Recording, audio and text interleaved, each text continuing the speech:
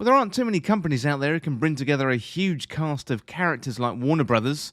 And they've done that here with Multiversus. We've got Superman, Batman, Wonder Woman, Steven Universe, the Iron Giant, plus we've got Game of Thrones characters as well. And the open beta has 17 characters, which is a decent sized roster to start with, plus that leaves them plenty of room to add more characters as time goes on. And Nintendo had great success in not only providing the base game, Super Smash Bros. Ultimate, but then success for years after providing character updates, and also other companies have definitely taken note of this. So LeBron James has also just been added into the game, and Rick and Morty are due into Multiversus next. Well, Player First Games have done a really good job with the gameplay. As a game like this really lives and dies with the gameplay feel. However, the world they've crafted really feels great, as many of the original voice cast have been added to the game, providing a familiar feel to the eclectic fandoms that are going to gravitate towards this title. So Maisie Williams is even here for Arya Stark. You've got Kevin Conroy as Batman, and the list goes on. And Warner Bros. Has the finances and the clout to realise the ambitious vision laid out by Player First Games. So this one is a free-to-play game too, meaning hopefully the player count is going to shoot up when it comes out of open beta. Multiversus is already doing well with the now classic watch Twitch streamers for drops marketing play that has done really, really well for them in the opening couple of weeks. Well, matches are 1v1, 2v2, or you have the 4-player free-for-all style matches on familiar stages. Similar to Super Smash Bros., the developers have taken iconic locations, for example, the Batcave. And then you've got other stages. They are a little bit lacking at this time, with the open beta only offering a handful of stages with little variation. This does offer the opportunity to improve over time, although the developers have to be careful not to offer something that feels half-baked. During this open beta, given there's so much to see and learn with all the characters, I think they're probably just about to get away with it, but the levels could do with a little bit of love.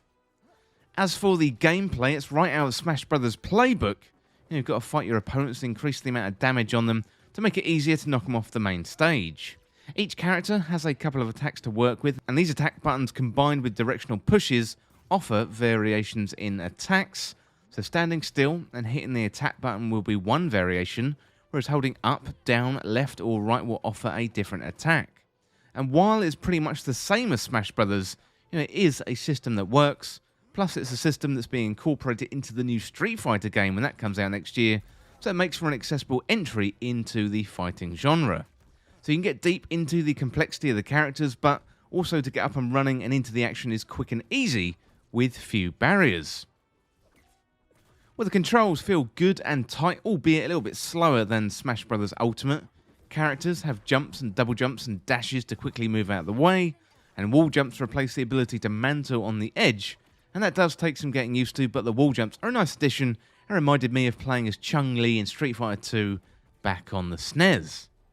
Multiversus promotes the 2 vs 2 mode, which sets the game apart from Smash, and that is pretty much free-for-all at all times. So you can play it in this fashion, but I would recommend in Multiversus going in as 2 vs 2. That is a good place to start. That means playing with other players, and each characters complement each other nicely. Essentially, if they are from the same cartoon, or you could have Batman and Superman teaming up, each character is assigned a class that helps promote a specific playstyle like tanks. You've got assassins, ranged magic users, and support, and that means your team composition is really important and can swing a match in your favour. And that offers a new dimension to the game, and finding the right pair that work together well is really, really good. So do Shaggy and Taz have great teamwork, or will Bugs Bunny and Velma work together well? Try out different combinations, you'll find something that works for your team. Well, players can equip perks before matches, and these offer up bonuses during the matches, allowing you to customize how your fighters operate. So 3 slots can be used for movement or damage, and that is further increased if your teammate adds something similar. The signature move is saved for the 4th slot, and they are special moves associated with that character. So the additions of these perks add a layer of strategy to Multiversus, which surprised me, and also sets the game apart from its competitors. So much of the game is straight from Smash Bros., but this feature is something really different and adds to the game from a competitive point of view.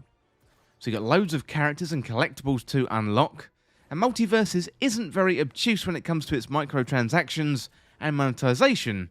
The game is free to play, allowing players to dip their toes in and try the game, boosting the player population. Perks are unlocked by leveling up characters or spending the in-game currency called gold. That is earned from playing matches and completing Fortnite-style missions and bounties. Characters can be bought with gold, gleamium, or character tickets, and they are available to those who bought Founders Packs. I think that's about £30 or £35 on Steam. 4 characters are unlocked when you start, but characters steadily unlock without an insane amount of playtime. All you need to do is play a few hours, and you're going to get more characters. This definitely isn't another Darth Vader from Star Wars Battlefront situation, and I'm very, very thankful for that. Multiversus is off to a great start and has the characters and the variety to succeed in the competitive fighter space. The roster is fairly small at the moment, but I imagine plenty more characters are going to be added over time. The monetization isn't in your face, and you unlock new characters and perks over time through gameplay. This is a player-friendly free-to-play game that feels quite refreshing, and while it isn't as fast and slick as Super Smash Bros. Ultimate, it has the time and the player base to improve, and it's in a solid state right now, right out of the gate, so if you want to jump in, plus it's free if you want to go into the open beta. Well, the developer is Player First Games. It was published by Warner Bros. Interactive Entertainment. It's available for the PlayStation 4, 5, Xbox One, Series S and X, also on PC, and it was originally released in July 2022. Well, that is it for my review of Multiversus. I think it's a really good game. It's actually much better than I thought it was going to be, so I'd recommend jumping in. If you like any of the gameplay that you've seen, I recommend jumping in. It's free to play, so just give it a try. If you don't like it, you can always delete it. And as always, thank you so much for watching or listening. Hit that subscribe button down below and subscribe to This Week in Video Games. Or you can check me out on Twitter at TWIVG Podcast. If you enjoyed this video, found it useful, liking and sharing the video would really help me out. Otherwise, check out the other videos on the channel. Thanks again. I'll see you soon.